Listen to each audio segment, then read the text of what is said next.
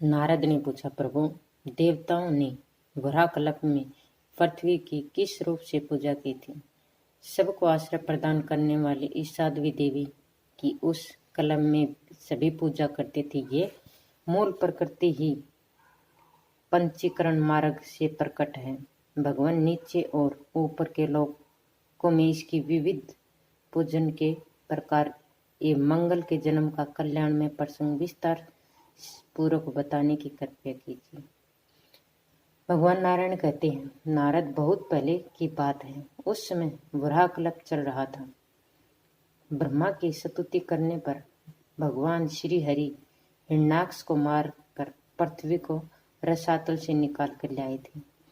उसे जल पर इस प्रकार रख दिया मानो तालाब में कमल का पत्ता हो। उसी पर रहकर ब्रह्मा ने संपूर्ण मनोहर विश्व की रचना की। पृथ्वी की अधिष्ठात्री देवी एक परम सुंदरी देवी के वेश में थी।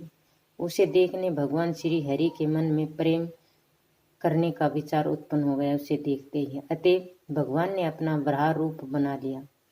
उनकी क्रांति ऐसी थी मानो करोड़ों सूर्य हों।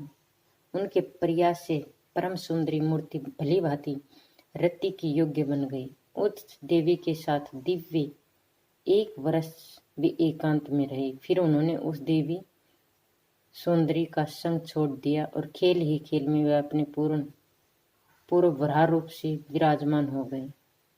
उनके द्वारा परम साध्वी पृथ्वी का ध्यान और पूजन आरंभ हो गया। धूप, दीप, नैवेद्य, सुंदर चंदन और वस्त्र, फूल आदि सभी सामग्रियों से पूजा करके भगवान ने उनसे कहा। श्री भगवान बोले, सुबह तुम सबको आश्रय प्रदान करने वाले बनो।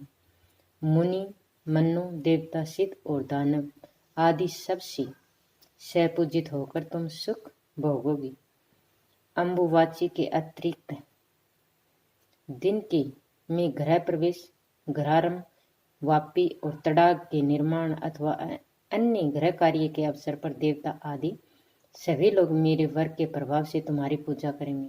जो मूर्ख तुम्हारी पूजा नहीं करना चाहेंगे उन्हें नरक में जाना पड़ेगा। उस समय पृथ्वी गर्भवती हो चुकी थी। उसी गर्भ से तेजस्वी मंगल नामक ग्रह की उत्पत्ति है। भगवान की आज्ञा अनुसार उपस्थित संपूर्ण व्यक्ति पृथ्वी की उपासना करने लगे। कंडव शाखा में रहे कहे हुए मंत्रों को पढ़कर उन्होंने ध्यान किया और स्तुति की। मूल मंत्र पढ़कर नैवेद्य अर्पण किया। युद्ध त्रिलोकी भर में पृथ्वी की पूजा और स्तुति होने लगी।